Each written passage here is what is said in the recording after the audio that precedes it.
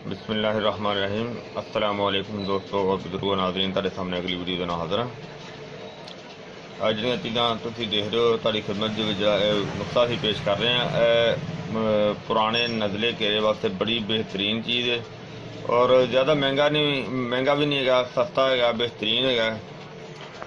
और सिर्फ 4 चीज़ों का मरकब है।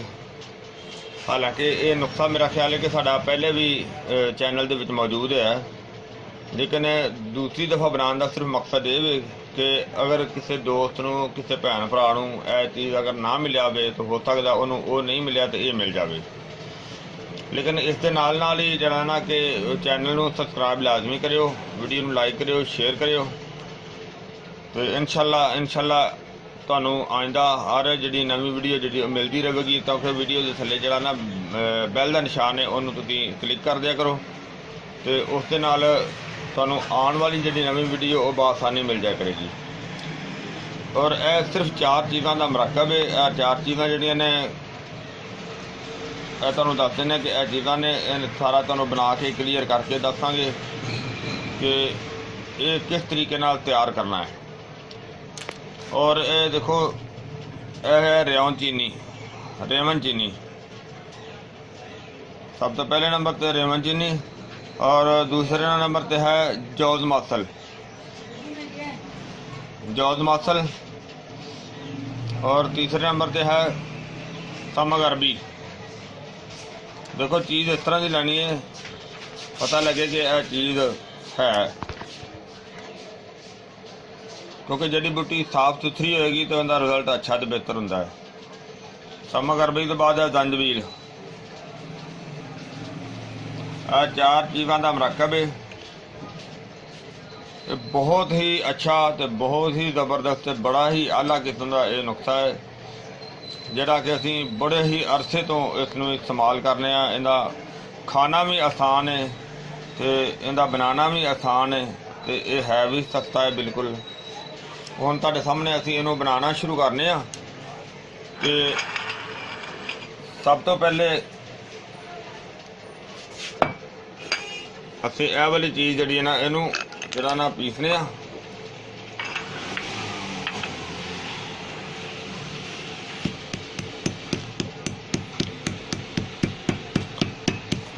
क्योंकि पत्थर की दौरी है तो पत्थर का ही वटा है, इहदा टाइम तो लगेगा ना।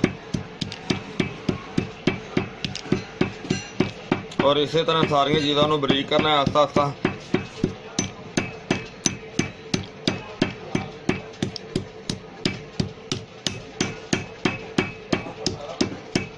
सारिया चीज़ों को अलग कुट के अच्छी तरह बरीक करना है, फिर मिक्स कर लवांगे।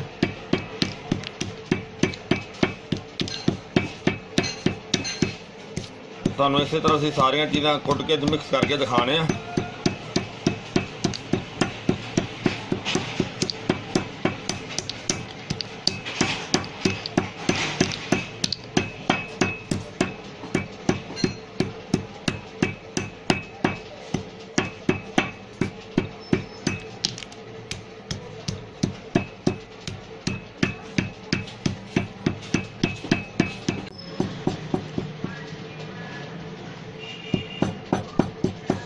काफ़ी देर से लगे हैं, लेकिन वो आइटम सारिया मैं मिक्स कर दी थी, क्योंकि बिल्कुल जरा नहीं इनके आराम नाल लगे हैं। वटा छोटा है ना थोड़ा जा, इस वजह तो वो बड़े आराम नाल जरा काम किया जाता है। पर हाल देखो बहुत बेहतर हो गया।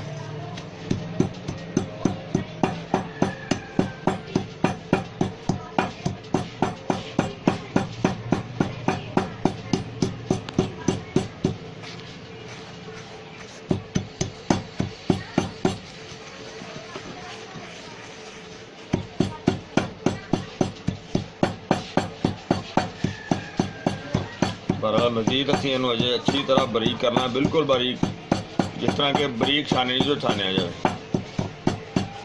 वो तुहानूं दिखाने फिर सारा क्लीयर करके।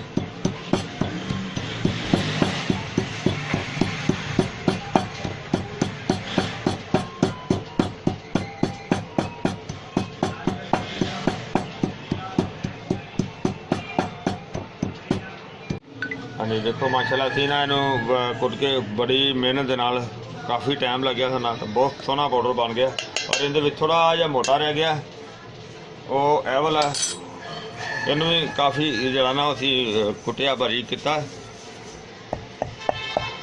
और हुण इहदे विच ना अरके कमो जिहड़ा ना असीं शामिल करने आ। देखो अरके कमो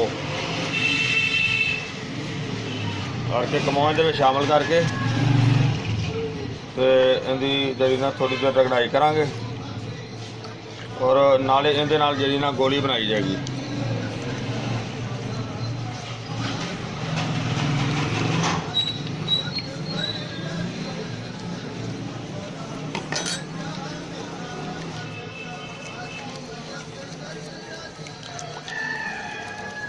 दाना हल्का जा मोटा रह गया ना, एक दिन दे नाल नरम हो जाएगा, बारीक हो जाएगा, गल जाएगा। इत्थों जो इनू पहले शामिल कर दिता।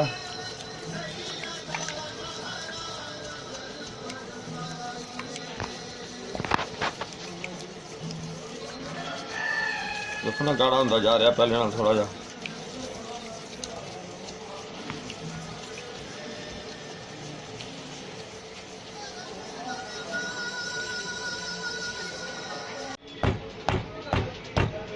माशाल्लाह काफ़ी मेहनत तो बाद जनाब असीं इहनूं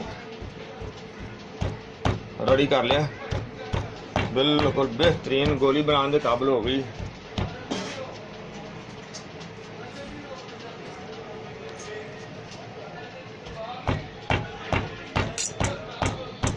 बहुत आला किस्म की बन गई।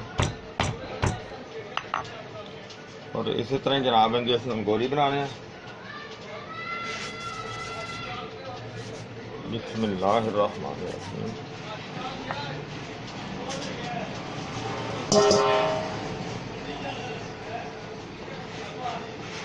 तकरीबन चने के दाने के बराबर है गोली बनानी।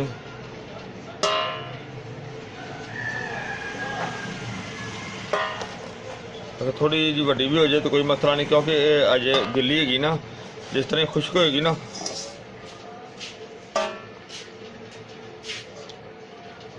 खुश्क हो गए तो ठीक हो जाएगी। और ये जनाब नज़ले ते केरे वास्ते बेहतरीन चीज़ है, ज़बरदस्त चीज़ है। पानी दे नाल खानी सुबह तो शाम निहार मुँह खाली पेट। तो इहदे बहुत ही ज़बरदस्त बहुत अच्छे फ़ायदे ने, सस्ती भी है, आसान भी है। मैंने उम्मीद है कि मेरे दोस्तों भरावां ने वीडियो अच्छी लगी होगी। इन्होंने तुसीं लाइक करो, शेयर करो, सब्सक्राइब करना बिल्कुल नहीं भूलना। इंशाल्लाह अगली वीडियो ना फिर मिलेंगे। इजाज़त, अल्लाह हाफिज़, अस्सलामु अलैकुम वरहमतुल्लाहि वबरकातुहू।